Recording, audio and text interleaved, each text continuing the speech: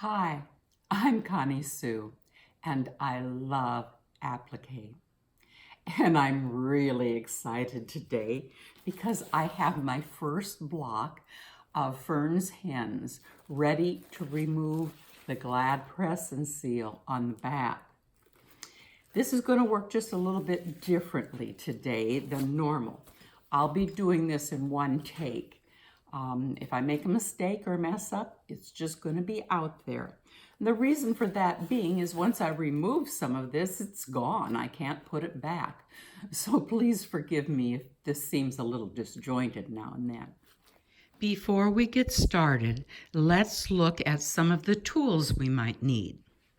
First, I have a couple of pairs of scissors in two different sizes. I prefer to use the larger size most of the time, but sometimes you get in little corners and a smaller pair works better. Sometimes a seam ripper with its sharp little point down here helps. Something else with a sharp point would be an awl. Depends on your pattern, you may or may not need them.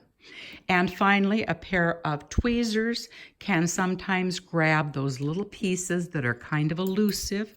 It's not a whole lot different than removing paper from the back of paper piecing, and tweezers really come in handy for that. Okay, let's get started. I'm going to begin by gently lifting the glad press and seal away from the background. Now, there are three basic, I guess you'd call them rules or steps, involved in removing this. The first is to cut. The second is to relieve the pressure. And the third is to trim. The first thing you're going to notice is the glad press and seal is tough. It is not going to tear. Can't do it. So, keeping your scissors perpendicular or at right angles to your work, clip in to your first applique. Okay. Now, the second step is to relieve the pressure. As you tug on the glad press and seal, you are putting a lot of pressure on your applique stitches. I don't like doing that. So I have found that if I take one finger and lay it right beside where I'm going to be tearing the glad press and seal from the leaf or from the stitches from the applique, that helps relieve the pressure. So, and listen, I'm going to be real quiet while we do this. You can almost hear the glad press and seal being torn away.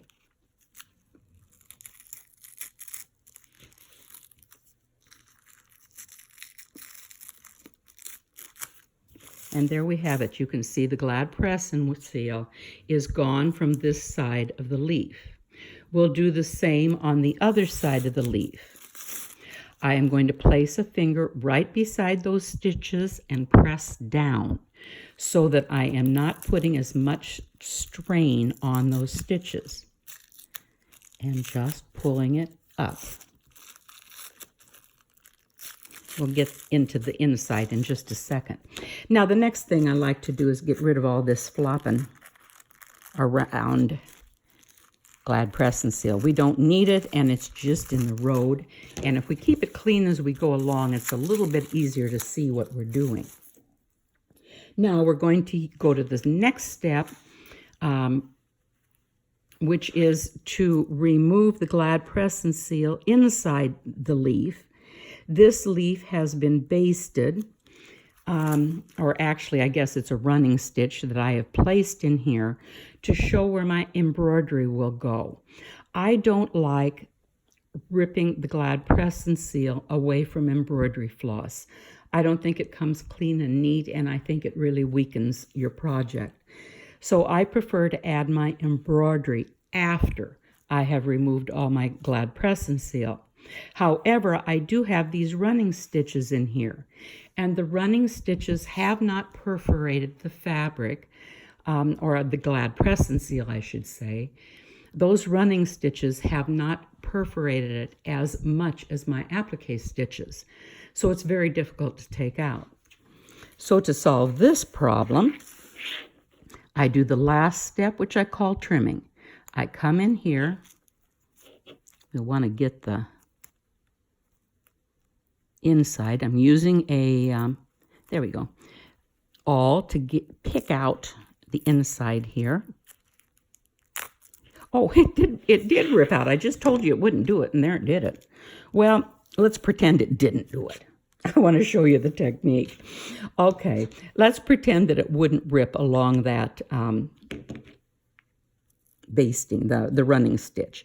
If it doesn't, just come on in and clip right beside it, and then lift it off. There we go. But you can see how easy it is. It just pulls right off. Assuming you have very carefully stitched through all of your layers, including the glad press and seal.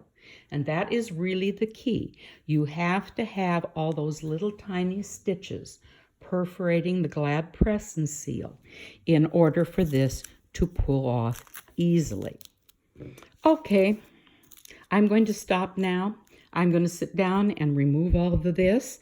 I'll be back in just a few minutes to show you what it looks like when it is all removed and is nice and clean. It's done. No glad press and seal on the back side. It took me a little over an hour to remove the glad press and seal from this particular block. It's quite a complex block, so it probably took just a hair longer than it would normally take on a block that wasn't quite so complex. So, in brief summary, glad press and seal is great in almost every situation, but you may or may not want to use it.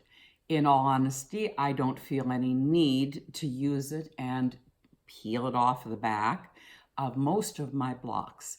For the vast majority of my applique, I do my quick prep applique. I mark on the back side and I use a number 2 lead pencil. But that isn't always practical, particularly when you have a very, very dark fabric or you have a very, very light fabric. In both of those situations, it's glad press and seal to the rescue, and it helps you produce beautiful blocks.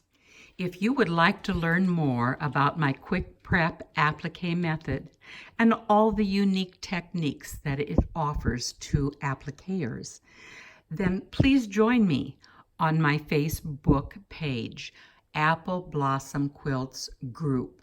Be sure you add that word group at the end. Hoping to see you there. Until then, happy appliquing.